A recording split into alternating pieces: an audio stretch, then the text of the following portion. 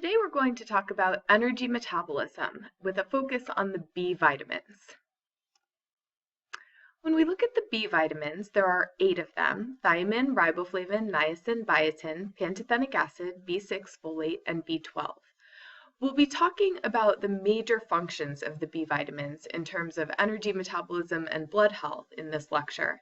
And then you can go into your tables looking at the B vitamins in terms of their function, their toxicity symptoms, their deficiency symptoms, their people at risk for deficiency, and as well as food sources. A major function of B vitamins in the body is as coenzymes. When we look at coenzymes, you can see that they're created by combining a vitamin with a chemical group that's usually a mineral, which we'll be talking about as a cofactor in another lecture. You can see that this creates a functional coenzyme, which then attaches to an incomplete enzyme in order to activate the enzyme. This allows a molecule to latch on to that enzyme and then create a new molecule by combining with that chemical group, and then the vitamin or coenzyme can be reused or separated.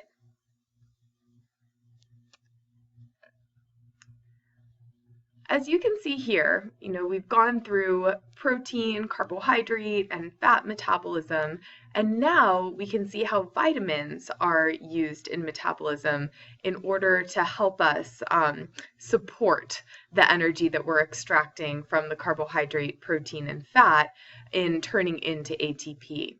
So as you can see here, our B vitamins are going to be really important in a variety of reactions in energy metabolism as coenzymes. So you'll notice here, you can see niacin is going to be important in that glycolysis reaction. B6 is going to really help us take our amino acids and then turn them into pyruvate or acetyl-CoA, or be put directly into the citric acid cycle. You can see that thiamine, niacin, riboflavin are also going to be important in making that citric acid cycle spin, and then that transition from pyruvate to acetyl-CoA is also going to be needing thiamine, riboflavin, pantothenic acid, and niacin. So as you can see here, our niacin, riboflavin, pantothenic acid, biotin, as well as B6 are all going to be really important in creating ATP from our substrates of carbohydrate, protein, and fat. So thiamine is also important in neurotransmitter synthesis, and this is because it's really important in the conversion of pyruvate into acetyl-CoA. That acetyl-CoA can then, as I mentioned before, go on to create ATP, and then is also important in creating neurotransmitters. B6 is mainly involved in energy metabolism and its involvement of protein. So B6 is going to be really involved in protein metabolism, not only in energy metabolism, as you can see here, but in a variety of other ways too. Specifically, B6 is important in transamination, which, as you can see here, is going to cause an amino acid that's non-essential to combine with a carbon compound in order to create a side chain that is an essential amino acid. When we look at transamination, this is why some of our amino acids are not essential, because we can take, these different amino acid chains of any amino acid that we consume that is essential in our body and turn it into a non-essential amino acid. We can then deaminate or take away the NH2 in order to create ATP production as well as glucose synthesis through gluconeogenesis.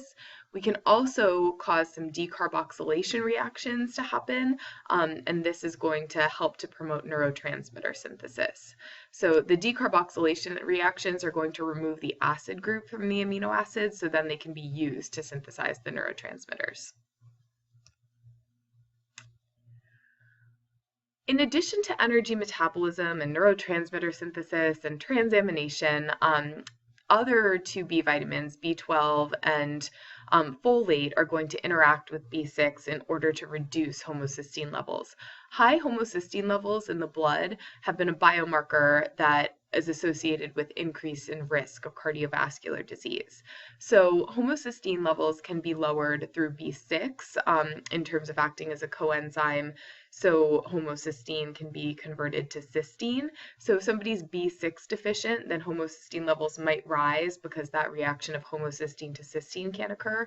And B12 and folate react together in order to turn homocysteine into methionine. So if somebody is deficient in folate or deficient in B12, then that homocysteine to methionine reaction can't occur. So as you can see here, this is why B6 and B12 and folate are going to be deemed important in reduction in cardiovascular disease. Folate deficiency, as well as an increase in homocysteine levels, can also cause some other disorders such as macrocytic anemia. So we'll talk about iron deficiency anemia, which is the most common anemia in the world, but we also have a macrocytic anemia, which is due to folate deficiency. So folate is really important in cell division and cell proliferation, and if folate is adequate, then normal red blood cell division can occur and red blood cells are formed in their mature state. On the other hand, if folate is deficient, then the cells aren't able to divide, causing megaloblastic cells to occur, which then, if they stay that way, are called macrocytes. And so these are large, immature red blood cells that can't carry as much oxygen. So we see macrocytic or megaloblastic anemia with folate deficiency.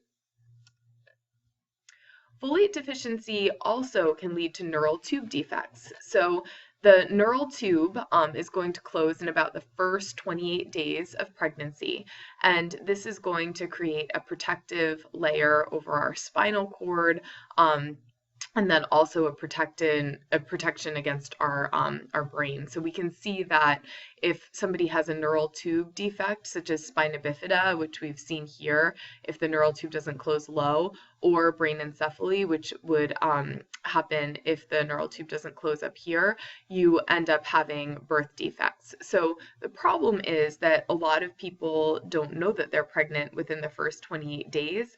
And so if folate intake is inadequate, then it's a little bit too late once a woman might have her first missed period or something like that, in order to make sure that she's meeting her nutrient needs.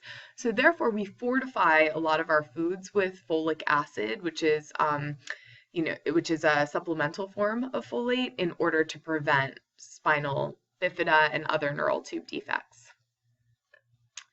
So folic acid has a little bit different value than folate. And so when we talk about different foods that have folic acid in them, we calculate them using DFEs, or dietary folate equivalents.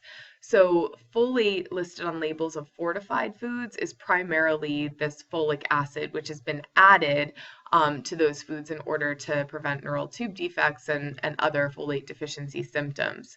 This is much more available than natural forms of folate. So there's an equation that you can use to determine the amount of folic acid in fortified foods, and then you can convert the micrograms of folic acid into micrograms of dietary folate equivalents by multiplying by 1.7. So the folic acid that's added to a food provides 1.7 more available folate micrograms than folate that's naturally present in food, as you can see here. And then there's a little example on the bottom using an English muffin showing that the micrograms of folic acid are going to be multiplied by 1.7 here to see the micrograms of dietary folate equivalents. So dietary sources of folate, as I mentioned, are going to be found in fortified foods, which will be things like our refined or even whole grains. Sometimes we see folate fortified in there, and then they're found naturally in our greens and in some vegetarian sources of the protein group as well. So B12 is an interesting B vitamin in terms of its bioavailability, how it's digested and absorbed, and then also its interaction with folate. So when we look at B12 in food, it's bound to a protein. In the stomach, acid and pepsin have to first release that B12 from the food proteins, and then there are cells in the stomach lining that release a compound called the intrinsic factor. In the upper portion of the small intestine, the duodenum, the intrinsic factor is going to bind to that B12, and then the complex binds to a receptor on the cells, allowing absorption. So if somebody has very low acidity in the stomach, so if they don't have enough acid in their stomach, which happens during aging, then that food can't be released from the B12. And then if somebody lacks intrinsic factor, then absorption can occur. So you can see that B12 might be less bioavailable if somebody has low intrinsic factor or decrease in stomach acidity. And so often people will need to get intravenous injections of B12, especially elderly people who don't have the stomach acid to support that B12 being released by the food or the intrinsic factor being released by the stomach lining. B12 is also a little different than the other B vitamins, which we mostly associate with our grains and possibly some vegetables with some of the B vitamins, but we can see that B12 is only found in animal products. So somebody who is leading a vegetarian or vegan lifestyle might need to rely on fortified products, as well as just making sure that they're really getting adequate amounts of B12 even through supplementation or something like that. Now I just want to go back to one slide to note the connection between B12 and folate as well. So folate is actually activated in this reaction when B12 is going to help convert homocysteine to methionine. So the first signs of B12 deficiency are going to possibly be megaloblastic or macrocytic anemia. However, when we look at folic acid, you could almost see folic acid up here as being activated already. So we often say that high folic acid intake could actually mask our B12 deficiency. This is a real problem because B12 deficiency can eventually lead to irreversible nerve damage. So somebody who, say, is vegetarian or vegan and is eating really high amounts of folic acid in different fortified products is going to really need to be careful that they're taking in enough B12 because the signs of deficiency might not happen right away and might be really detrimental. And so that's the end of our B vitamins.